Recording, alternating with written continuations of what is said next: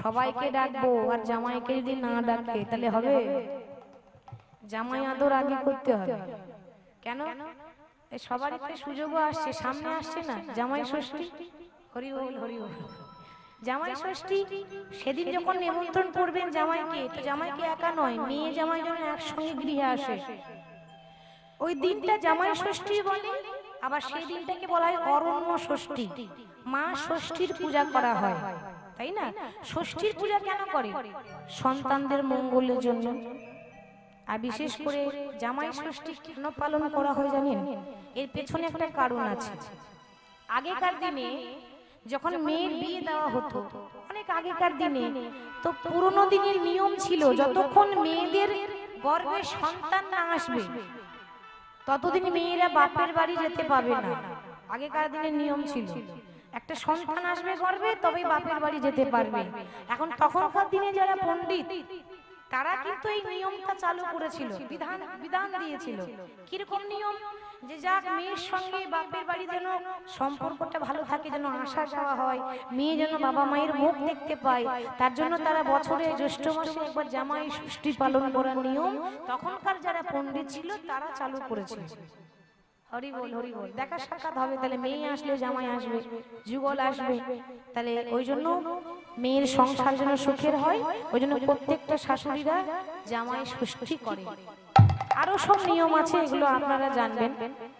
তা যাই হোক, তাহলে জামাই আদর আগে করতে হবে, জামাইকে অপমান করলে হবে না। এখন দক্ষ রাজা শিবকে নিমন্ত্রণ করে নাই, এখন এই কথাটা নারদ কিন্তু পৌঁছে দিল পার্বতীর কানে। পার্বতীর কানে গিয়ে বলছে, নারদ কিন্তু মা দুর্গাকে মামি বলে, মায়েরা মামি। তা নারদ এখন মা পার্বতীকে বলছে, মামি শুনেছো দাদু যজ্ঞ করছে, সবাইকে নিমন্ত্রণ করেছে কিন্তু মামাকে নিমন্ত্রণ করে না। রাগ হয়ে গেল, মায়েরা রাগ হবে না? মেয়ে মানে মা পার্বতী তাড়াতাড়ি তখন কিন্তু বাপের বাড়ি যাচ্ছে। শিব বলেছিল পার্বতী যেও না, কথা শুনেছিল? কথা শোনেনি। বিনা নিমন্ত্রণে যেও না, অপমান ছাড়া আর কিছু পাবে না। মা পার্বতী বলছে, স্বামী তুমি ভুল বলছো, বাপের বাড়ি যেতে গেলে নিমন্ত্রণ লাগে না। মেয়েরা বাপের বাড়ি যখন তখন যেতে পারে বিনা নিমন্ত্রণে। নিমন্ত্রণ আবার কিসের? আমি যাবো গিয়ে জিজ্ঞাসা করব যে বাবা এমনটি ব্যবহার কেন করলো। যখন গিয়ে বাপের বাড়ি গিয়ে জিজ্ঞাসা করছে, তখন বাবা মা পার্বতীর বাবা শুরু করে দিল শিব নিন্দা, মানে জামাইয়ের নিন্দা। শিব তো ভণ্ড, ও তো শ্মশানে মশানে ঘুরে বেড়ায় ছাই মেকে। যাতা যখন অপমান করছে জামাইকে, মা পার্বতী সহ্য করতে না পেরে অগ্নিকুণ্ডে ঝাঁপ দিয়ে সতীর দেহ ত্যাগ করেছে। আর এটা সহ্য করতে না পেরে মহাদেব কি করেছিলেন? সতীর দেহ ত্যাগের পর মহাদেব নিজের শ্বশুরের গলাটা কেটে কি লাগিয়েছিল? ছাগলের মাথা, ছাগ মুন্ড লাগিয়েছিল। দেখেছেন জামাইকে অপমান করার পরিণতি? শ্বশুরের গলায় ছাগ মুন্ড লাগিয়ে দিয়ে। তাহলে শিব ছাড়া কোনো যজ্ঞ হয় না, ওই জন্য প্রথমেই যা করবেন শিবকে আগে ডাকতে হবে। তাই কৈলাসে গিয়ে নারদ দাঁড়িয়েছে, ওম নমঃ শিবায়, ওম নমঃ শিবায়। মহাদেব এটা সুখবর আছে গো। সুখবর? কি সুখবর? ভালো খবর, ভালো খবর। ওই ভগবান যজ্ঞ করছে, নিমন্ত্রণ করতে পাঠিয়েছে, তোমাকে যেতে হবে। আর এত আনন্দ, পত্র পাইয়া ভোলানাথে আনন্দে মগন, পত্র পাইয়া ভোলানাথে আনন্দে মগন, পত্র পাইয়া ভোলানাথে আনন্দে মগন, পত্র পাইয়া ভোলানাথে আনন্দে মগন। মুখে বম বম বম বলে করিছে নর্তন, উলুধ্বনি বম বম বলে করো এ নর্তন, বম বম বলে করো এ নর্তন। আমার ভোলানাথে নাচে গো, ভোলানাথে নাচে গো, ভোলানাথে নাচে গো। আরে বম বম বম বলে ভোলানাথে নাচে গো, বম বম বম বলে ভোলানাথে নাচে গো, বম বম বম বলে ভোলানাথে নাচে গো, বম বম বলে ভোলানাথে নাচে গো। বলে ভোলা করো এ নর্তন। বম বম বলে ভোলা করো এ নর্তন। শিবকে নিমন্ত্রণ করলো, মা পার্বতীকে করেছে, এবার কাকে করলো? গণেশকে, সিদ্ধিদাতা গণেশ। গণেশের কাছে গিয়ে যখন নিমন্ত্রণে পত্র দিয়েছে, জয় গণেশ জয় গণেশ জয় গণেশ দিবা, করতালি দিয়ে মায়েরা, মাতা যাকে পার্বতী পিতা মহাদেবা,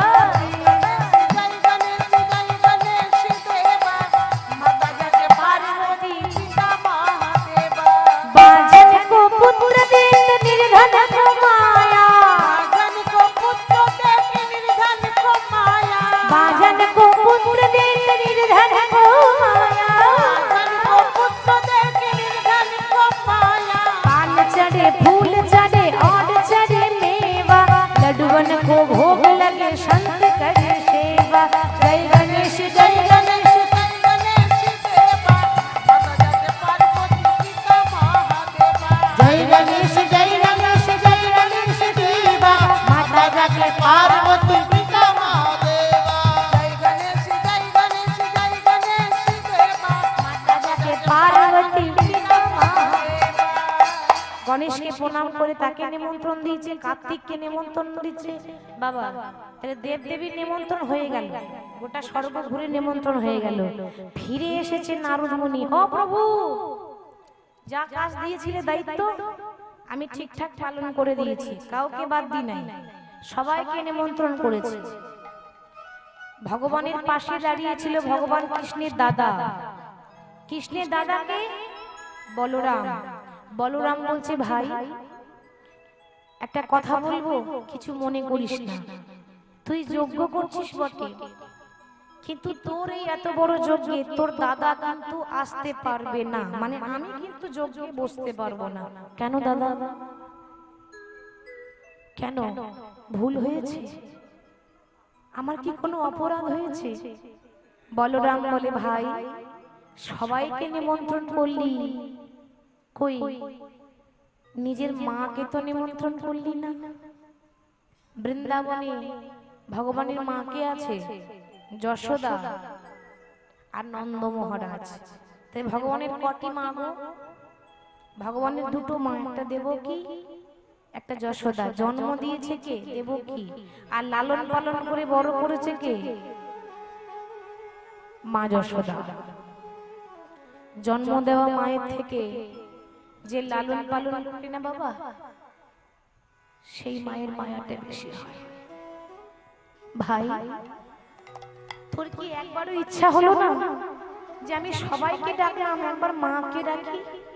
ওরে তুই ভগবান, তুই জগৎকে শিক্ষা দিয়ে বেড়াস যে মা কাঁদানো ভালো নয়, যার মা কাঁদে তার জগৎ কাঁদে, ঠিক তো? ভগবান বলছে মা কাঁদিও না, তাহলে ভগবান আজকে নিজেই মা কাঁদাচ্ছে কেন? ভাই একবার মনে পড়ে দেখ, মায়ের কথা মনে পড়ে না? ও মা, ভগবান তখন মাথা নিচু করে কাঁদছে।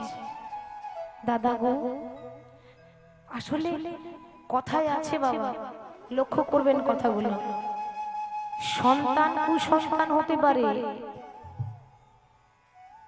কিন্তু মা কখনো কুমাতা হতে পারে না।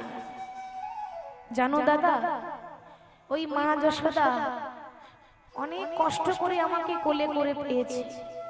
হয়তো আমাকে জন্ম দিয়েছে দেবকী, কিন্তু দেবকীর থেকে বেশি ভক্তি ওই যশোদার ছিল। কেন জানেন? ওই যশোদা কি এমন কর্ম করেছিল যে কৃষ্ণকে নিজের ছেলে হিসাবে পেয়েছে? ওই যশোদা আগের জন্মে ছিল এক ব্রাহ্মণী, যার নাম ছিল মা ধরা দেবী, আর তার স্বামী ছিল দ্রোণ বসু। তা কিরকম ত্যাগ করেছিল জানেন? এই ব্রাহ্মণ আর ব্রাহ্মণী তার বাড়িতে দুপুর বেলায় স্বয়ং নারায়ণ আর নারদ ব্রাহ্মণ সেজে অতিথি হয়ে এসেছিল। মা, মাগো আমাদের খুব খিদে পেয়েছে, কিছু সেবা দেবে মা? আর দুপুর বেলায় অতিথি এসেছে, ধরা দেবী চিন্তা করছে, আহা কি সেবা দেব বাবা, ঘরে তো কিচ্ছু নেই। তার স্বামী তো প্রত্যেকদিন ভিক্ষা যায়। মায়েরা শুনুন, কত ত্যাগ করেছে দেখুন। তার স্বামীকে তখন বলছে, স্বামী একটা কাজ করো না গো। কি কাজ? না তুমি একটু ভিক্ষায় যাও, কেউ যদি একটু চাল ডাল ভিক্ষা দেয়, আমি নিজের হাতে রন্ধন করে ওই অতিথিকে সেবা দেব। তার স্বামী ভিক্ষার ঝোলা নিয়ে বেরিয়ে গেল ভিক্ষা করতে, কিন্তু মা কিরকম দুর্ভাগ্য দেখুন, প্রত্যেকদিন সবাই ভিক্ষা দেয়, কিন্তু সেদিন কেউ ভিক্ষা দিল না। কেন? এটা ভগবানের লীলা, সবই তো তার মায়া। কেউ ভিক্ষা দিল না, খালি হাতে ফিরে এসেছে। ধরা, ধরা গো, আমি ভিক্ষায় গিয়েছিলাম জানো, কিন্তু কেউ আমায় এক মুঠো ভিক্ষা দিল না। আমি বলি কি, তুমি যাও না, যদি তোমাকে দেয় স্বামী। কি বলছো তুমি? যেদিন থেকে বিবাহ করে নিয়ে এসেছো সেদিন থেকে প্রত্যেকদিন তুমি ভিক্ষায় যাও, আমি যাই না। আর আমি একটা নারী জাতি হয়ে ভিক্ষা করতে যাব? তুমি থাকতে আমাকে তুমি ভিক্ষায় পাঠাচ্ছ? ধরা, ভিক্ষা করতে আবার লজ্জা কিসে? শোনো ধরা, অতিথি মানে নারায়ণ, কিন্তু তারা জানে না যে সাক্ষাৎ নারায়ণ এসেছে। আরে অতিথিকে সেবা করাতে গিয়ে যদি লোকের ঘরে হাত পাততে হয় তাতে ক্ষতি কি আছে? তুমি তো পুণ্যের কাজ করছো। যাও যাও, আমাকে কেউ দিল না, তুমি একবার যাও। ধরা দেবী ভিক্ষার ঝোলা নিয়ে গ্রামের দরজায় দরজায় ঘুরছে। ওগো, তোমরা কে কোথায় আছো? একটু ভিক্ষা দাও না, এক মুঠো যদি দাও তাহলে আমি রান্না করে অতিথি সেবা দিই। তাকেও কেউ দিল না। স্বয়ং ভগবান তখন মহাদেবকে আদেশ করছে, ভোলানা যাও, গ্রামের বাইরে একটা মুদিখানার দোকান খুলে বসে থাক। আমি আমার ভক্তকে পরীক্ষা করব যে ও কেমন বৈষ্ণব সেবা দেয়, আমিও দেখতে চাই। ভোলানাথ মহেশ্বর গ্রামের বাইরে একটা মুদিখানার দোকান খুলে বসে আছে। ওই ধরা দেবী যখন গ্রামে কেউ ভিক্ষা দিল না, তখন ওই গ্রামের বাইরে বসে আছে কে? ভোলানাথ দোকান খুলে তার কাছে গিয়ে বলছে, বাবু আমায় একটা ভিক্ষা দাও না গো, একটুখানি যদি চাল ডাল দাও তাহলে একটু আমি বৈষ্ণব সেবা করাই, প্রভুর সেবা করাই, আমাকে একটু ভিক্ষা দাও না গো। মহাদেব তখন বলছে, শোনো, আমি মুদিখানার দোকান খুলে বসে আছি, এখানে এমনি এমনি কিছু পাওয়া যায় না, কিছু দাও, পয়সা দাও, জিনিসপত্র নিয়ে যাও। পয়সা? পয়সা তো আমার কাছে আছে, আমি তো দিনহীন কাঙালিনী, ঘরে যদি পয়সা থাকতো তাহলে কি আমি ভিক্ষা করতে আসতাম? আমি বলি কি, আমি না হয় পরে পয়সা দিয়ে যাব, এখন আমায় একটুখানি ভিক্ষা দাও। না না না, আমি দোকান খুলে বসেছি, আমি কাউকে ভিক্ষা টিক্ষা দিতে পারবো না। আসলে সে মহাদেব পরীক্ষা করছে, দেখুন। আচ্ছা মা, তুমি যখন চাল ডাল নেবে বলছো, তো শুধু শুধু বিনামূল্যে কিছু না নিয়ে ভগবান তো তোমাকে অনেক কিছুই দিয়েছে মা, তার মধ্যে কিছু একটা দাও আর চাল ডাল নিয়ে যাও, শুধু শুধু আমি কিছু দেব না। ধরা দেবী দেখছি, কি দেব, আমার কাছে কিছু নেই। ওই দোকানের কাছে একটা ধারালো অস্ত্র, একটা ছুরি ছিল বাবা, যে ছুরি দিয়ে ধারালো বস্তু দিয়ে কাটা হয়, সেই ছুরিটা নিয়ে ধরা দেবী নিজের বাম দিকে স্তনদুগ্ধ কেটে ওই দোকানদারের কাছে বন্ধক দিয়ে ওই ভিক্ষারা চলে চাল ডাল নিয়ে গিয়ে নিজের হাতে রন্ধন করে বৈষ্ণবকে সেবা দিয়েছে। থালায় অন্ন সাজিয়ে এখন বুকের মধ্যে কাপড় জড়িয়েছে। কেন মা? রক্ত পড়া তো বন্ধ হচ্ছে না, রজ্জর করে রক্ত পড়ছে। যখন অন্ন দিয়েছে না, এক ফোঁটা রক্ত ওই অন্নের মধ্যে পড়ে গেল। আর যেই না অন্নের মধ্যে এক ফোঁটা রক্ত পড়েছে, অমনি ভগবান চিৎকার করে বলে উঠল, মা কি করছো তুমি? তুমি অসুচি, তুমি তাহলে অপবিত্র। তুমি জানো না এই অসুচি অবস্থায় বৈষ্ণব সেবা করাতে নেই? বলতে পারতে যে বাবা আমি অসুচি, আমি পরে সেবা নিয়ে যেতাম। তুমি তুমি এই অবস্থায় কেন সেবা করাচ্ছ মা? সে তখন বলছে, ওরে তোরা আমার সন্তানের মতো, ছেলের মতো, আমি তোদের মায়ের মতো। আমি মিথ্যা কথা বলিনি বাবা, আমি অপবিত্র নই, আমি শুদ্ধ নারী। তাহলে রক্তটা কোথা থেকে এলো? তুমি যদি পবিত্র আছো, কোথা থেকে রক্ত পড়ছে? বাবা আমার কাছে এছাড়া আর কোনো উপায় ছিল না। দুপুর বেলায় তোরা এসেছিস আমার বাড়িতে সেবা করতে, ঘরে পয়সা নেই, কেউ একটু ভিক্ষা দিল না, কি করব? তাই নিজের একটা স্তন কেটে দোকানে বন্ধক রেখে চাল ডাল এনে তোর জন্য রন্ধন করে দিয়েছি মা।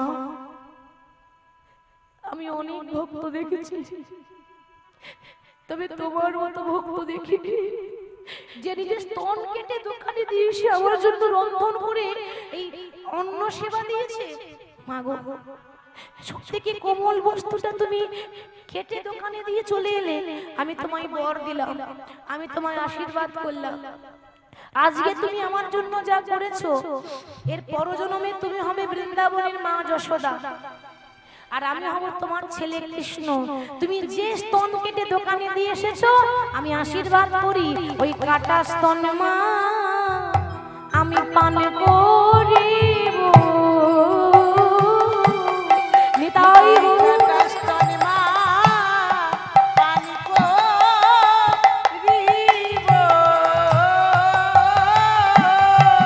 ও মা পরজন্মে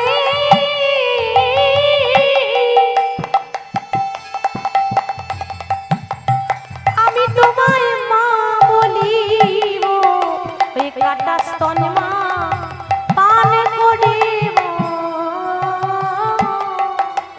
পরজন্মে তোমায় ওগো মা বলিব। কাটাস্তনে মা পান করিব। তাই সেই ধরা দেবী ব্রাহ্মণী বৃন্দাবনে মা যশোদা হয়ে জন্ম নিয়েছে, আর ভগবান তার সন্তান হয়েছে বাবা। তাহলে এমনি এমনি হয়েছে, কর্ম করতে হয়েছে। বলছে জন্ম হোক যেটা সেটা, কর্ম ভালো চাই। আমার মাকে আমি নিমন্ত্রণ করতাম, কিন্তু লজ্জাই করতে পারিনি। যে ছেলে মা কাঁদিয়ে চলে আসে, সে কোন ভাষায় মাকে নিমন্ত্রণে পত্র লিখবে? আমি লিখতে গেলাম, কিন্তু ভাষা খুঁজে পেলাম না গো।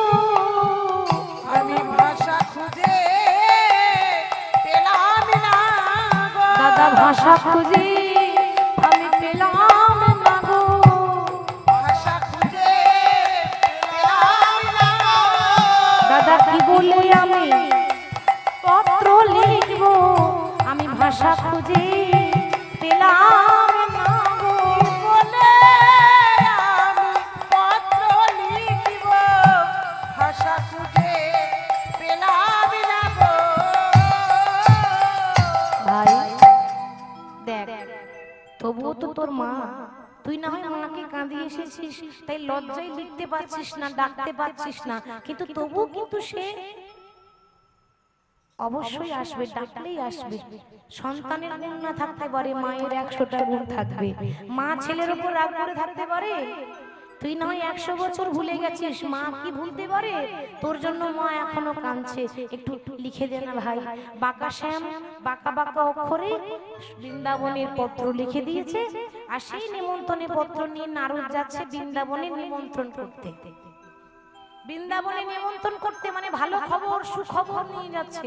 আর কিন্তু না, কাঁদার দিন শেষ, এবার আনন্দ করো, এই বলে যাবে। আর অমনি দেখছে বৃন্দাবনে সব গড়াগড়ি দিচ্ছে। কেন? যাকে ভালোবাসে সে নেই তো, কারোর মনে আনন্দ নেই, কে কারোর মনে হাসি নেই, সব মন মোড়া হয়ে পড়ে আছে। ওই যে কৃষ্ণের যারা বন্ধু, শ্রীদাম সুদাম দাম বসুদাম, তারা গড়াগড়ি দিয়ে বলছে কানাই রে ব্রজের কানুরে, বল কোন দুঃখে তুই রাজা হলি দ্বারকাপুরে। ভাই রে ব্রজের কানুরে কোন দুঃখে তুই রাজা হলি দ্বারকাপুরে। বল বল কোন দুঃখে তুই রাজা হলি দ্বারকাপুরে। বলি বল কোন দুঃখে তুই রাজা হলি দ্বারকাপুরে। ভাই রে আরে কি ফিরে আসবি না ভাই বৃন্দাবনে। ও তুই আর কি ফিরে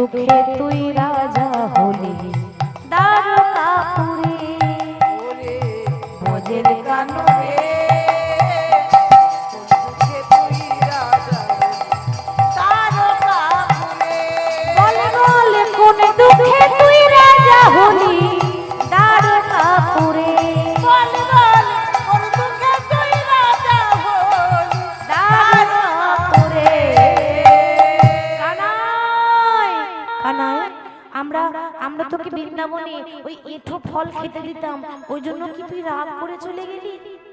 ভগবানের যত বন্ধু আছে, যখন ছোটবেলায় খেলা করতো না বাবা, খেলতে খেলতে যদি ক্ষুধা পায় ফল নিয়ে আসতো, তা সখারা আগে নিজে খেত, তারপর কৃষ্ণকে এঁঠো ফল খাওয়াতো। কেন? যদি ফলের মধ্যে পোকা থাকে, ফলটা যদি বিষাক্ত হয়, কি গো, যদি ওই ফলের মধ্যে রাজা কংস যদি বিষ মাখিয়ে রাখে, আমার কানাইয়ের প্রাণ যাবে না? মরতে হলে আমরা মরবো আগে, আমার কৃষ্ণের জন্য ক্ষতি না হয়, তার জন্য আগে তারা খেত, খেয়ে দেখতো ভালো আছে কিনা, তারপর কৃষ্ণকে দিত। একবারও ভাবলো না যে এঁঠো হয়ে গেল। আর ভগবানও তো দয়াল, বারবার বলেছে না যে তোমাদের এঁঠো বড় মিঠো লাগে ভাই রে কানা। ভক্তের এঁঠো ভগবানের মিঠো লাগে, মিষ্টি লাগে। ভাই তাহলে কি এঁঠো দিতাম বলে রাগ করে চলে গেছিস? আর কি আসবি না ভাই? একবার ফিরে আয়। নারদ কি করেছে? সখাদেরকে গিয়ে বলছে, শোনো, আর কেঁদো না, আর কাঁদতে হবে না। কেন?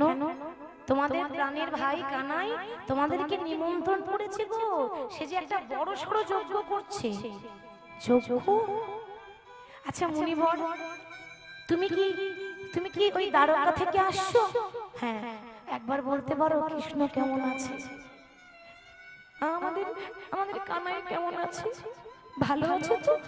হ্যাঁ হ্যাঁ ভালো আছে। তোমাদের কথা মনে পড়েছে তাই ডেকেছে। এবার এরপরে সখাদেরকে নিমন্ত্রণ দিয়ে দিল। এবার যাচ্ছে যশোদার কাছে নিমন্ত্রণ করতে, রানী মায়ের ঘরে। বৃন্দাবনে রাজা নন্দ মহারাজ, আর রানী হচ্ছে মা যশোদা। রাজার ঘরে গিয়ে যখন ঢুকছে, দেখছে রাজার দশা কাঙালের মতো। কেন? নন্দ মহারাজ চিন্তা করলেন, এ জগতে প্রত্যেকটা মা বাবা ভগবানের কাছে সন্তান চায়। কেন? সারা জীবন ভাত দেখ বা না দেখ, মরে গেলে মুখে আগুন তো দেবে। আমি মরে গেলে আমার মুখে আগুন দেওয়ার মতো কেউ নাই। আমার একমাত্র ছেলে গোপাল, সে বাবাকে ছেড়ে বৃন্দাবন ছেড়ে চলে গেল। তাহলে বাবা, আমাকে যখন বাবা বলে ডাকার মতো কেউ নেই, কার জন্য বাঁচবো? আমার মুখে আগুন দেওয়ার মতো কেউ নাই।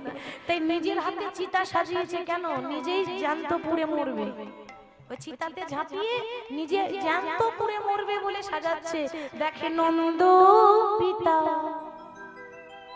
জ্বেলেছে চিতা, প্রাণতে জীবার তরি। দেখে নন্দ পিতা জ্বেলেছে চিতা, প্রাণতে জীবার তরে। দেখে নন্দ পিতা জ্বেলেছে চিতা, প্রাণতে জীবার তরে। দেখে নন্দ পিতা জ্বেলেছে চিতা, প্রাণতে জীবার তরে। মাতা নন্দ রানী করেতে নবনী, বলে কানাই খারে খারে। মাতা নন্দরানী করে নবনী, বলে গোপাল খারে খারে। মাতা নন্দ রানী করেতে নবনী, বলে গোপাল খারে খারে। মাতা নন্দরানী করে নবনী, বলে গোপাল খারে। নন্দ পিতা জেলেছে চিতা, প্রাণ ত্যাজি বাবার তরি। মাতা নন্দ পিতা জ্বেলেছে চিতা, প্রাণতে জীবার তরে। নন্দ পিতা জ্বেলেছে চিতা, প্রাণতে জীবার তরে। নন্দ মহারাজ চিতা সাজাচ্ছে, আর মা যশোদা কেঁদে কেঁদে অন্ধ হয়ে গেছে, আর চোখে দেখতে পায় না। কেন? 100 বছর ধরে যদি কেউ কাঁদে মা, তার অবস্থা কি হবে? সে অন্ধ হয়ে যাবে না? কেঁদে কেঁদে চোখে দেখতে পায় না। যাকে দেখতে পায় রাস্তায় পথ অনুসরণ করে বলে, ওরে আমার গোপালকে দেখেছিস, আমার গোপালকে দেখেছিস? অন্ধ হয়ে গেছে। নারদ গিয়ে বলছে, মা মা গো, আর কেঁদো না, অনেক কেঁদেছো। ওই বৃন্দাবনে ব্রজের ধুলা, ওই ব্রজের ধুলা তুমি তোমার চোখের মধ্যে লাগিয়ে নাও, দেখবে তোমার হারানো দৃষ্টি ফিরে পাবে। কেন? কারণ ওই ধুলোতে কৃষ্ণ খেলা করেছে না, ওর পায়ের ধুলো আছে তো। ব্রজের ধুলা মাখা বড় পুণ্যের কাজ। এই যে আপনারা এসে বসেছেন না বাবা, কীর্তনের শেষে নিয়ম আছে, কীর্তন শোনা শেষে বাড়ি যাওয়ার আগে এখানে একটু গড়াগড়ি দিয়ে যেতে হয়। আমরা গড়াগড়ি দিয়ে অষ্টাঙ্গে তারপর যে কেন ভক্তদের পায়ে ধুলো আছে, গায়ে মাখলে রোগ ব্যাধি চলে যায়, হৃদয়ের মধ্যে ভক্তি আসে। তাহলে মা যশোদাকে বলছে, মা তুমি তৈরি হও, তোমার গোপাল ডেকেছে। মা মা দেখছে এতদিন পর ছেলে ডেকেছে। আচ্ছা মা 100 বছর পর যদি ছেলে মাকে মনে পড়ে মায়ের কথা, সেই মায়ের দশা কি হবে বলুন তো? 100 বছর ধরে কাঁদছে, গোপাল গোপাল গোপাল বলে, এত আনন্দ। গোপাল যা যা খেতে ভালোবাসে সব বেঁধে নিয়ে যাচ্ছে, গোপালকে দেবো তো। গোপাল বেশি খেতে ভালোবাসে মাখন, নবনী, ছানা মাখন। আর গোয়ালার ঘরে কে ছানা মাখনের অভাব? বৃন্দাবনে সব তো গোয়ালা। ছানা মাখন একবারে বেঁধে নিয়েছে কৃষ্ণকে দেবো বলে। মা যাচ্ছে, বাবাও যাচ্ছে, সব তৈরি হয়ে সখারা যাচ্ছে। কিন্তু বাবা সবাই তো চলে যাচ্ছে, কিন্তু রাধারানী যাবে কেমন করে? কেন? সে তো শ্বশুর বাড়িতে আছে। রাধারানী শ্বশুর বাড়িতে আছে। শ্বশুর বাড়িতে যখন তখন বৌমারা বেরোতে পারবে? মায়েরা ঘরে অনুমতি নিতে হয়। জিজ্ঞাসা করবে না, এই যে বৌমা কোথায় যাচ্ছ? তাহলে কৈফিয়ত দিতে হবে তো নাকি? তাহলে সে কি করে বেরোয়? রাধারানীর শাশুড়ির নাম কি? জটিলা। আর ননদিনীর নাম কুটিলা। বাহ, কুটিলার নাম কাদের হয়? তাদের মন খুব ভালো হয় না? তাহলে কুটিলা নাম কাদের হয় মা? যাদের মনের মধ্যে কুটিলা, কুট বুদ্ধি থাকে। মনে রাখবেন, জটিলা কুটিলা শুধু বৃন্দাবনে ছিল না, জটিলা কুটিলা আমাদের দেহের মধ্যে আছে। দুজন আছে, একটা হলো কামনা, একটা হলো বাসনা। এই তো জটিলা কুটিলা যে ভজনের পথে বাধা দেয়। বৃন্দাবনে জটিলা কুটিলা রাধারানীকে কৃষ্ণ ভোজতে দিত না, আর আমাদের দেহে জটিলা কুটিলা কামনা বাসনা যে কৃষ্ণকে ভোজতে দেয় না, ভজনের পথে বাধা দিয়ে দেয়।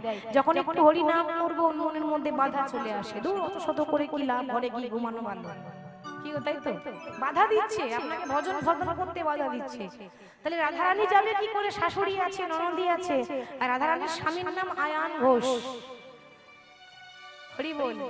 তাহলে কি করে যাব? ললিতা বিশাখা বলছে, দেখ রাধে, কৃষ্ণের কাছে যেতে গেলে তোকে ছলনা করতে হবে। ছলনা? ওরে আর কত ছলনা করব বল দেখি? সারা জীবন তো ছলনা করতে করতে জীবন গেছে। কৃষ্ণকে দেখার জন্য যমুনাতে জল আনতে যাওয়া ছলনা করে গেছে। জল ফেলে জল আনতে যায় রাধারানী, কেন? কৃষ্ণকে আর একবার দেখবো বলে। আর কত ছলনা করব বলে, দেখ আর ভাগ্যে হয় কি না হয়। নিঃশ্বাসে বিশ্বাস আছে? আজ আছি বাবা, কাল নাও থাকতে পারে। কালকের ভরসা করবেন না।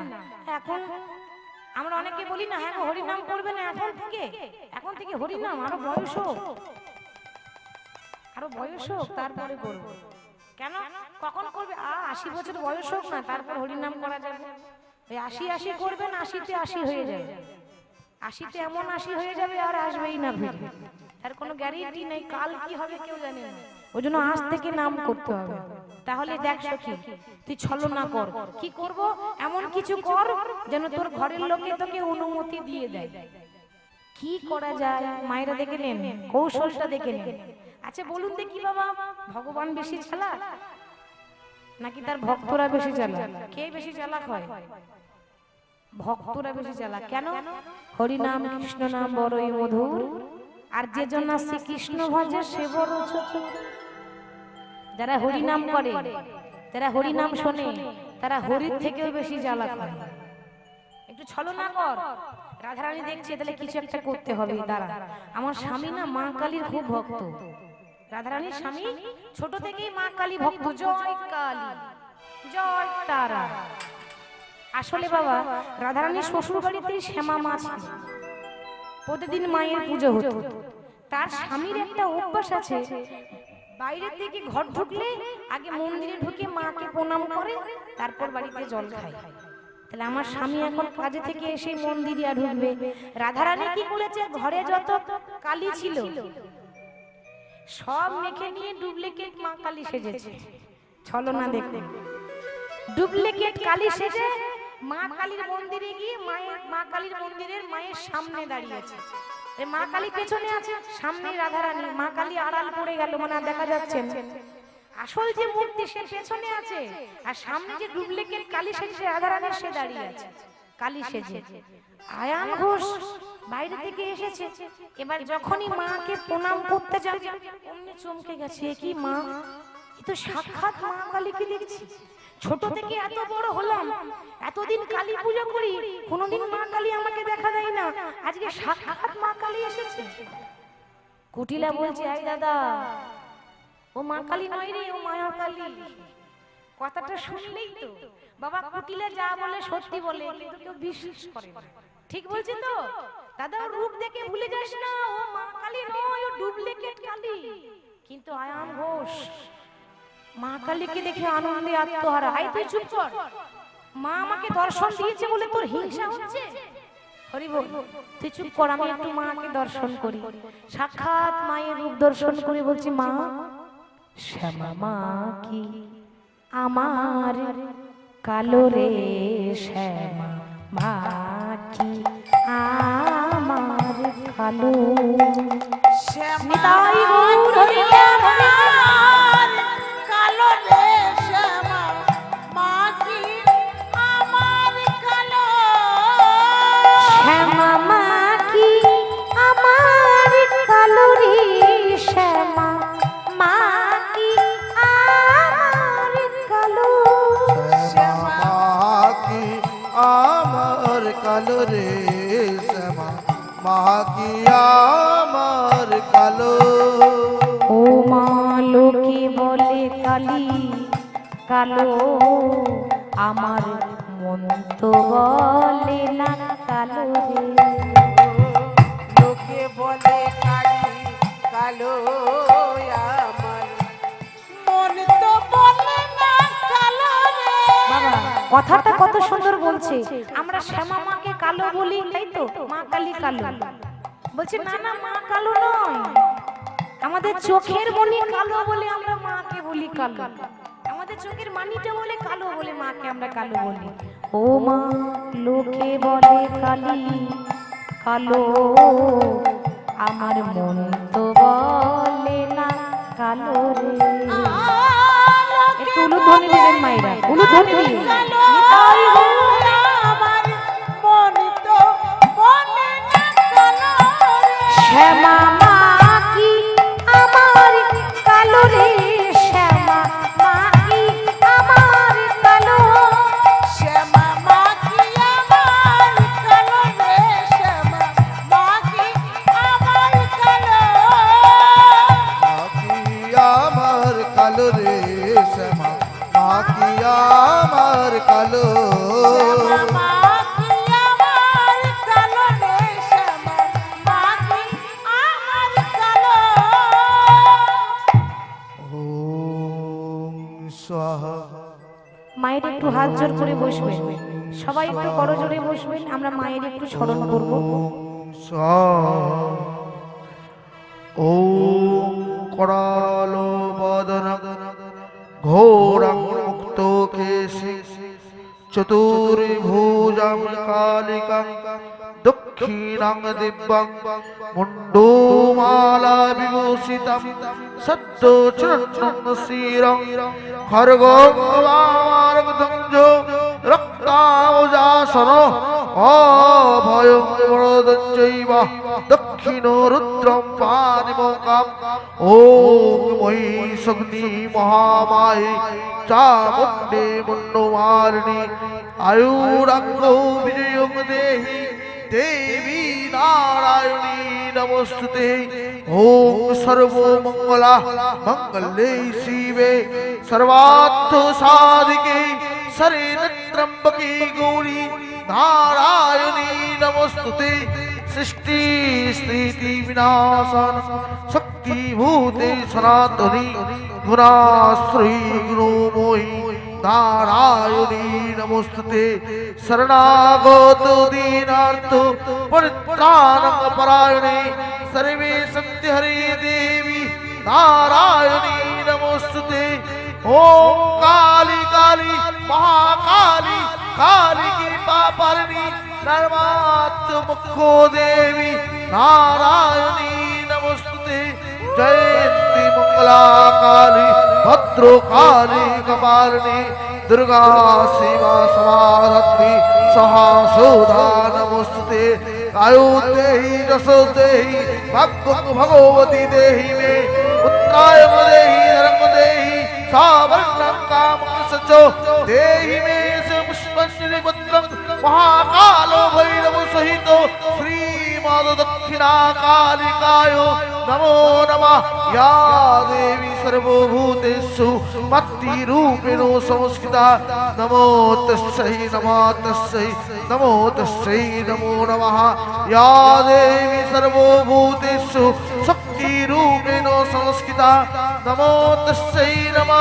तस्यै नमो तस्यै नमो नमः या देवी सर्वभूतेषु शक्तिरूपेण संस्थिता नमो तस्यै नमो तस्यै नमो तस्यै नमो नमः या देवी सर्वभूतेषु भक्तिरूपेण संस्थिता नमो तस्यै नमो तस्यै नमो तस्यै नमो नमः या देवी सर्वभूतेषु मुण्डमाला विभूषिता नमो तस्यै नमो तस्यै नमो तस्यै नमो नमः या देवी सर्वभूतेषु खड्गचक्रकमादगदं नमो तस्यै नमो तस्यै नमो नमः या देवी सर्वभूतेषु रक्तारक्तिकितान्तं च नमो तस्यै नमो तस्यै नमो तस्यै नमो नमः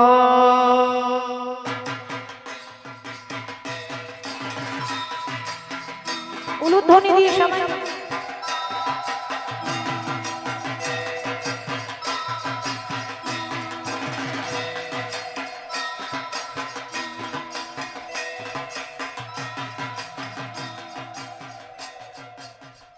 আয়ান ঘোষ মায়ের চরণে রক্ত জবা দিয়ে মায়ের চরণে প্রণাম করে বলছি মা আমি ধন্য হলাম সাক্ষাৎ তোমার রূপ দর্শন করে আমি ধন্য হলাম মায়ের ভয়ঙ্কর রূপ করাল বদনী মায়ের রূপ আয়ান ঘোষ দর্শন করলেন তখন ওটা তো রাধারানী ওটা তো মা কালী নয় তখন রাধারানী মায়ার দ্বারা বলছি ওরে আয়ান বাবা এতদিন তোর ঘরে ছিলাম আজ আর থাকবো না কেন মা আমার কি কোনো অপরাধ হয়েছে বলে না এই জগতের মালিক ভগবান একটা যজ্ঞ করছে সেখানে ৩৩ কোটি দেবতার নিমন্ত্রণ সঙ্গে মা কালীরও নিমন্ত্রণ এখন কালী যদি মন্দিরে বসে থাকে তাহলে সেখানে যাবে কি করে একদিনের জন্য আমাকে যেতে দিতে হবে এখন আয়ান ঘোষকে মা কালীকে বেঁধে রাখতে পারে বলে মা গো তোমাকে কি বেঁধে রাখতে পারি যাও তুমি যাও বাবা ছলনা করে ছলে বলে কৌশলে স্বামীর কাছে অনুমতি নিয়ে রাধারানী কালী সেজে বেরিয়ে গেল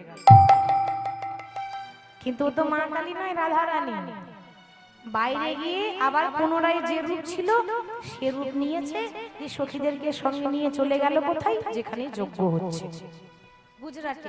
গুজরাটে দ্বারকার মন্দিরে সরস্বতী নদীর তীরে যজ্ঞ শুরু হয়েছে এখন এতদিন পর মা যশোদা ছেলেকে দেখতে পেয়েছে তো ছটফট ছটফট করছে আকুল হয়ে যাচ্ছে গোপাল গোপাল রে ওরে গোপাল একবারে সারা দে গোপাল সারা দে গোপাল রে ওরে গোপাল সারা দে গোপাল সারা দে গোপাল রে ওরে গোপাল সারা দে গোপাল সারা দে গোপাল যে বাঁশি বাজিয়েছিলি বৃন্দাবনে যে বাঁশি বাজিয়েছিলি বৃন্দাবনে যে বাঁশি বাজিয়েছিলি ওই বৃন্দাবনে যে বাঁশি বাজিয়েছিলি বৃন্দাবনেতে সেই বাঁশি বাজারে একবার সবারই প্রাণে সেই বাঁশি বাজারে একবার সবারই প্রাণে ও গোপাল রে ওরে গোপাল সারা দে গোপাল সারা দে গোপাল রে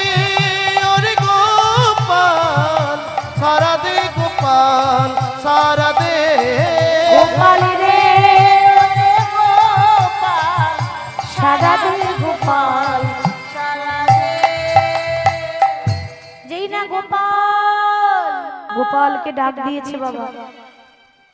গোপাল আর থাকতে পারে, এতদিন পর মাকে দেখতে পেয়েছে। যেই না ভগবান কৃষ্ণ ছুটে এসে মাকে জড়িয়ে ধরেছে, মা মা কেমন আছো? অনেকদিন পর তোমাকে দেখতে পেলাম, মা ভালো আছো তো? এবার এতদিন পর ছেলেকে দেখলে মা কি করবে? আদর করবে না? ছেলের মাথায় হাত বুলিয়ে দিচ্ছে, গায়ে হাত বুলিয়ে দিচ্ছে। গোপাল বাবা ভালো আছিস? কতদিন পর দেখেছি। একে অপরকে যখন ভালো মন্দ জিজ্ঞাসা করছে তখন দেবকীর হয়ে গেছে রাগ। কেন? গোপাল আমার ছেলে, তুমি কেন এত আদর করবে? ও আমার ছেলে, আমারই থাকবে।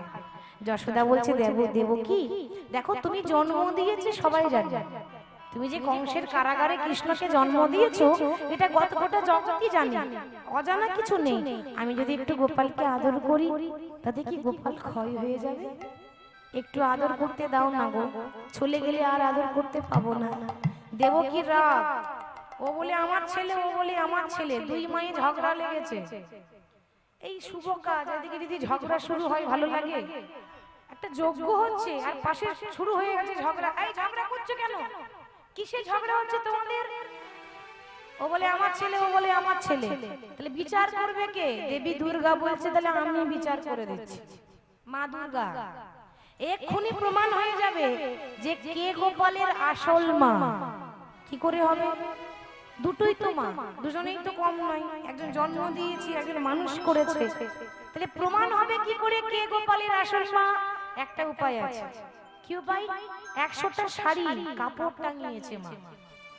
100টা শাড়িকে এনে যখন বেঁধে দিয়েছে, 100টা কাপড়ের ওই পারে কৃষ্ণ দাঁড়িয়ে আছে, আর 100টা কাপড়ের এই পারে আছে দুই মা, আর মাঝখানে 100টা কাপড় আড়াল করা আছে।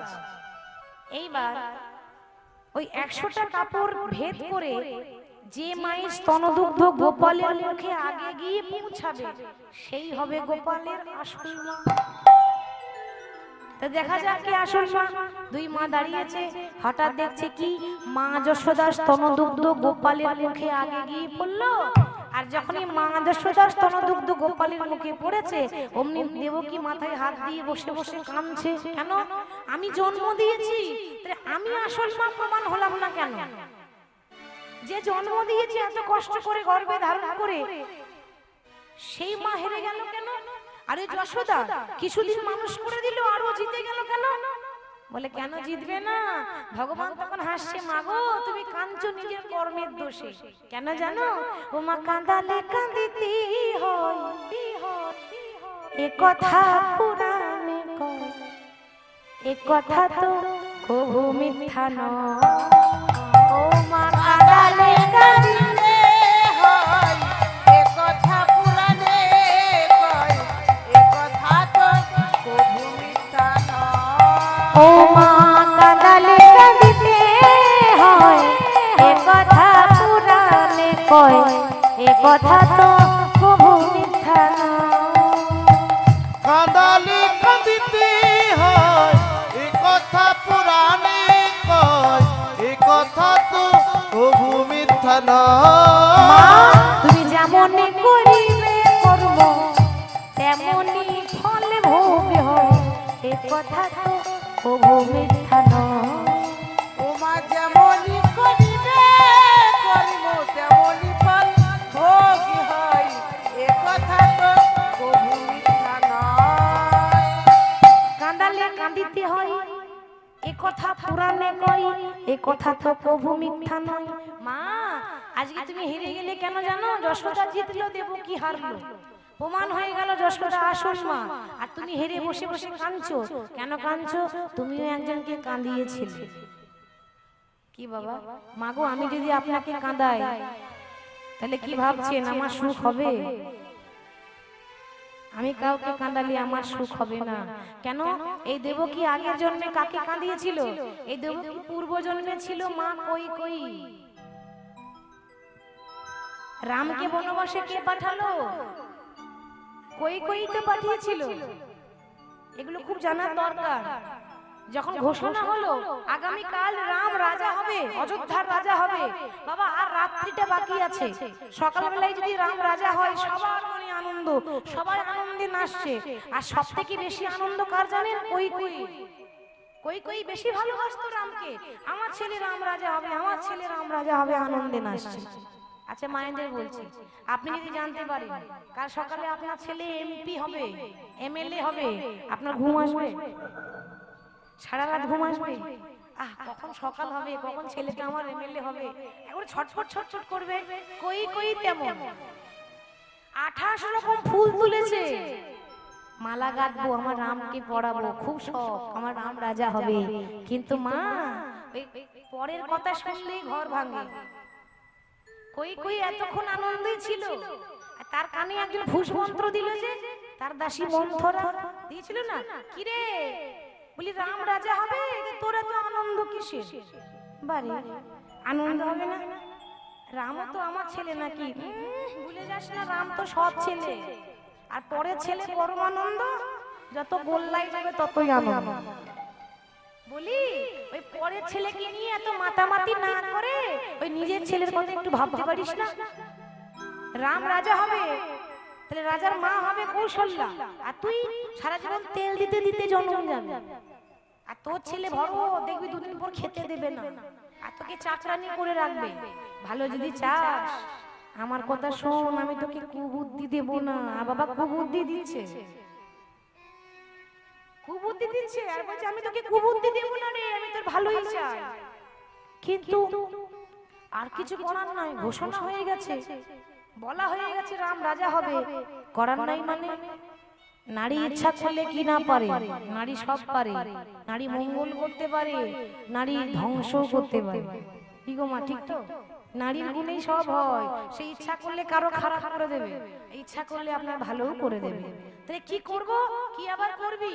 সবাই ঘরে আলো জ্বালিয়ে বসে আছে, তুই তোর আলো ঘরের আলোটা নিবি, অন্ধকারে চুপ করে বসে থাক, এটাই তো কৌশল। দেখে নিন বাবা কুবুদ্ধিটা দিচ্ছে কেমন। কই কই ঘরে আলো নিভিয়ে বসে আছে, এটা রামায়ণের কথা, একটাও বানানো বলছি না, আপনি রামায়ণ খুলে দেখে নেবেন, সব একেবারে মিলে যাবে। কই কই অন্ধকারে চুপ করে বসে আছে, তখন রামের বাবা দশরথ এসে বলছে, কি গো কই কই, এই সবার ঘরে আলো জ্বলছে আর তুমি অন্ধকারে বসে আছো কেন? কই কই বলছে, মহারাজ মনে যদি অন্ধকার থাকে তাহলে বাইরে আলো জ্বালিয়ে লাভ কি হবে? মানে বুঝলাম না, দেখুন এতক্ষণ ভালো ছিল, এখন খারাপ হয়ে গেছে। মনে অন্ধকার মানে? মহারাজ তুমি আমাকে সত্যি সত্যি ভালোবাসো তো? বলে কই কই আমার 3টে রানী আছে, কৌশল্যা, সুমিত্রা, কই কই, তার মধ্যে সবার থেকে তোমাকে বেশি ভালোবাসি, এতে কি তোমার সন্দেহ আছে? বলে যদি ভালোই বাসো তাহলে আমার কথা রাখতে হবে। কি রকম কথা? আমার দুটো কথা রাখো, এক আমার ছেলে ভরতকে কালকে রাজা করতে হবে, অযোধ্যার রাজা, রামকে নয় ভরতকে, আমার ছেলেকে, আর রামকে 14 বছরের জন্য বনবাসে পাঠিয়ে দাও। আর তাই হলো, রাম ফিরে এসে কাকে আগে প্রণাম করলো? নিজের মাকে করে নাই, ওই সৎ মাকেই প্রণাম করলো আগে। কই কই বলেছিল, ওরে আমি যে তোর সৎ মা। রাম তখন বলেছিল, মা তুমি আমার ভালো মা। কেন জানো? জগতে মানুষ দু রকমের হয়, একটা অসৎ, একটা সৎ। অসৎ মানে কি? খারাপ, আর সৎ মানে ভালো। তাহলে তুমি আমার সৎ মানে তুমি আমার ভালো মা। হরি বল। এত হিংসা করলো তাও প্রণাম করছে। ওরে রাম তোর মতো ছেলে দেখিনি রে, এত শত্রুতা করলাম, এত হিংসা করলাম, আবার ঘুরিয়ে প্রণাম করছিস? তোর মতো সন্তান যদি আমার গর্ভে জন্ম নিত, আমার নারী জন্ম সার্থক হয়ে যেত। রাম তখন বলেছিল তথাস্তু, আশীর্বাদ করলাম, যাও আমি তোমার গর্ভে জন্ম নেব, কিন্তু মা তুমি ছেলের সুখ পাবে না, কারণ তুমি যেমন মা হয়ে আরেক মাকে কাঁদিয়েছো, কৌশল্যাকে মা হয়ে আরেক মাকে কাঁদিয়ে তার ছেলেকে বনবাসে পাঠিয়ে দিলে, এর জন্য তোমাকে কাঁদতে হবে। যেমন কর্ম তেমন ফল, পাপ কখনো বাপকে ছাড়ে না। তোমাকে 3 জন্ম কাঁদতে হবে। তোমার প্রথম জন্ম হবে দেবকী, তোমার বংশের কারাগারে তোমার গর্ভে আমি জন্ম নেব, কিন্তু তুমি আমাকে লালন পালন করতে পারবে না। হয়েছিল কি? লালন পালন কৃষ্ণকে কে করেছিল? যশোদা। তাহলে প্রথম জন্ম। তোমার দ্বিতীয় জন্ম হবে উড়িষ্যায়, উড়িষ্যার রাজা ইন্দ্রদুম্ন, তার স্ত্রীর নাম ছিল গুন্ডিচা। পরপর 18টি ছেলে মারা গিয়েছিল শুধু ঠাকুর জগন্নাথকে পাওয়ার জন্য। এখনো উড়িষ্যাতে 18টি নালা আছে যেখানে স্নান করলে সব পাপ থেকে মুক্তি পাওয়া যায়। তোমার তৃতীয় জন্ম হবে নবদ্বীপে শচী ঠাকুরানী হয়ে। মা, তোমার গর্ভে আমি নিমাই হয়ে জন্ম নেব, কিন্তু তখনও ছেলের সুখ পাবে না, সন্ন্যাসী হয়ে চলে যাব। সারা জীবন তুমি সন্তানের জন্য হাহাকার করে কাঁদবে। নিতাই গৌর হরি হরি। তাহলে কাঁদালে কাঁদিতে হয়। তাহলে দেবকী কাঁদছে কেন? নিজের কর্মের জন্য।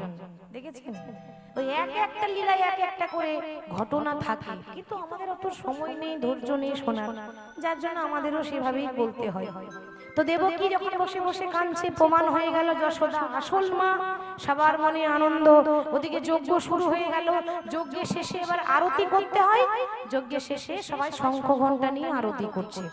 আসুন আমরা করতালি দিয়ে একটু আরতি করে নিই, উলুধ্বনি দিয়ে। জয় জয় মঙ্গল আরতি করে, জয় জয় মঙ্গল আরতি করে, জয় জয় মঙ্গল আরতি করে, জয় জয় মঙ্গল আরতি করে, জয় জয় মঙ্গল আরতি করে, মঙ্গল আরতি করে, মঙ্গল আরতি করে, মঙ্গল আরতি করে, মঙ্গল আরতি করে, জয় জয় মঙ্গল আরতি করে, জয় জয় মঙ্গল আরতি করে, জয় জয় মঙ্গল আরতি করে। শঙ্খ বাজে, ঘন্টা বাজে, বাজত কতই মধু, দেখো বাজত কতই মধু, ভক্তি ভাব সে পূজত হরি, মনহে লাগে মধু। জয় জয় মঙ্গল আরতি করে, জয় জয় মঙ্গল আরতি করে, মঙ্গল আরতি করে, মঙ্গল আরতি করে, মঙ্গল আরতি করে। যজ্ঞ হয়ে গেল, আরতি হয়ে গেল, সব একেবারে সম্পূর্ণ। এবার কৃষ্ণ কি করছে? এবার প্রসাদ বিতরণ করছে। আর রাজ্যের যারা প্রজা, কৃষ্ণ রাজা, বাকিরা যারা প্রজা এসেছে, ওই প্রজাদেরকে সবাইকে বস্ত্র দান করছে। রাজার কর্তব্য তো, যজ্ঞ করতে হয়, বস্ত্র দান করতে হয় গরিবদেরকে। এখন যখন নিজের হাতে যখন বস্ত্র দিচ্ছে, তখন বাবা এটাই দেখুন লীলা শেষ পর্যায়ে, তখন ওই ললিতা রাধারানীরা তারা যখন সবাই পেছনে এসেছে, মানে পরে এসেছে, তো ললিতা তখন ওই যারা দারোয়ান দাঁড়িয়ে আছে দরজায়, ওই দারোয়ানকে বলছে, দারোয়ান তোমাদের মহারাজকে গিয়ে বলে দাও তোমাদের মহারাজের গুরু এসেছে। মহারাজের গুরু, এই ছেঁড়া খোড়া কাপড় পরে এসেছে, সে আবার আমাদের মহারাজের গুরু। আহ, তুমি একবার বলে দাও না গিয়ে। দারোয়ান কৃষ্ণকে বলছে, কৃষ্ণ তখন দান করছে, বস্ত্র দান। মহারাজ আগে কি হলো? আগে মহারাজ বলছিলেন কি, ওই এক গোয়ালি নিয়ে এসেছে কতগুলো, বলে কিনা সে আবার আপনার নাকি গুরুদেব। আর যেই না বলেছে, ভগবান বুঝে নিয়েছে তো আমার গুরু আমার রাধারানী।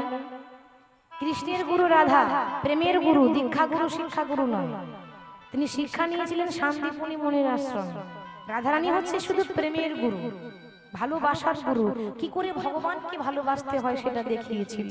বুঝে নিয়েছে, দান ধর্ম ছেড়ে একেবারে ছুটে যাচ্ছে রাধারানীর কাছে। রাধে, আর যেই নিয়ে এসেছে না মা, অমনি রাধারানীর মুখটা ঘুরিয়ে নিল, দেখবে না, রাগ হয়েছে। তো কৃষ্ণ বলছে, কি গো ললিতা, তোমাদের রাধারানী দেখছি এই আমাকে দেখে মুখটা ঘুরিয়ে নিল কেন? ললিতা তখন বলছে, বধূ আমাদের রাধারানী যাকে দেখতে এসেছি তুমি তো সে নও। আমাদের রাধারানী যাকে দেখতে যাই সে এরকম ছিল না, তার হাতে একটা বাঁশি আর শুধু একটা ধুতি, আর তুমি পা থেকে মাথা পর্যন্ত সোনার গয়না পরে এসেছে, মাথায় সোনার মুকুট। বলি এই দ্বারকার রাজা দেখতে আসেনি, সে ভালোবাসে সেই রাখাল রাজা নিতাই বসে, রাখালি রাজা সে তো ভালোবাসে রাখাল রাজা, ভালোবাসে দ্বারকার রাজা সে ভালোবাসে না, ভালোবাসে রাখাল রাজা। দ্বারকার রাজা ভালোবাসে না, ভালোবাসে রাখাল রাজা। কৃষ্ণ তুমি যদি দেখাতে চাও আমাদের রাধারানী তখনই তোমার মুখ দেখবে যখন তুমি রাখাল রাজা সাজবে, দ্বারকার রাজা নয়। রাখাল রাজা মানে ওই মাঠে ঘাটে গরু চড়াই কৃষ্ণ চড়াতো না বৃন্দাবনে, মাঠে মাঠে গরু চড়াতো, ওই রূপটা দেখাও তবেই দেখবে। তাই ভগবান চিন্তা করলেন যে আমার ভক্তের মনোবাঞ্ছা পূর্ণ করে তো কাজ, ওই জন্য তো আমার নাম হচ্ছে ভক্তবাঞ্ছা কল্পতরু। ভক্ত যা চাই আমাকে তাই দিতে হয়। তাই ভগবান কি করলেন, ওই দ্বারকায় মায়ার দ্বারা দ্বারকাটাকে বৃন্দাবনে পরিণত করলেন। মানে সবাই মনে করছে আমরা দ্বারকাতেই আছি, কিন্তু মায়ার দ্বারা বৃন্দাবন পরিণত করেছে। এবার কেউ দেখতে পাচ্ছে না রাধা কৃষ্ণকে, কিন্তু কেন? মায়ার দ্বারা একটা কৃষ্ণ তৈরি করেছে, কৃষ্ণ যে কৃষ্ণ সিংহাসনে বসে আছে। সবাই ভাবছে কৃষ্ণ সিংহাসনে বসে আছে, কিন্তু যেটা সিংহাসনে সবাই লোকে দেখতে পাচ্ছে ওটা কৃষ্ণ নয়, ওটা মায়া। ওটা মায়া কৃষ্ণ। আসল কৃষ্ণ রাধারানীর কাছে গেছে নিধুবনে বৃন্দাবনে। বৃন্দাবনে সখীরা নিয়ে গেল, দুজনকে যুগলে বসিয়েছে, যুগল আসনে বসিয়েছে। মনে মনে চিন্তা করছে যাক 100 বছর পর দুজনের তো মিলন করাতে পারলাম, আমাদের জীবন ধন্য হয়ে গেল। আর সব থেকে এটাই ব্যাপার, যে কোনো লীলা শ্রবণ করার মানে হচ্ছে যুগল দেখা। শেষে এসে যখন যুগল দেখে আসবো তবেই আমাদের একটু ধর্ম করব, পুণ্যের অধিকারী হবে। তাহলে ওইটা সব থেকে বড় জীবনের পাওয়া। জীবন তবেই ধন্য হবে যখন আমরা যুগল দেখতে পাই। রাধা কৃষ্ণকে যুগল না করে চলে গেলে ভালো লাগে? তাহলে আমরা রাধা কৃষ্ণকে যুগল করব। দুজনকে বসিয়েছে দোলে রায় কিশোরী, দোলে রাস বিহারী বিহারী। আসুন আমরা যুগল করে দেবো, যুগল মিলন করে দেবো। তাই সবাই দাঁড়িয়ে যাবেন, কেমন? সবাই দাঁড়িয়ে গিয়ে দুটি বাহু তুলে আমার সঙ্গে গাইবে। সবাইকে কিন্তু দাঁড়াতে হবে, যুগল করতে হলে দাঁড়াতে হয় যুগলের সময়। ও দোলে রায় কিশোরী, দোলে রাস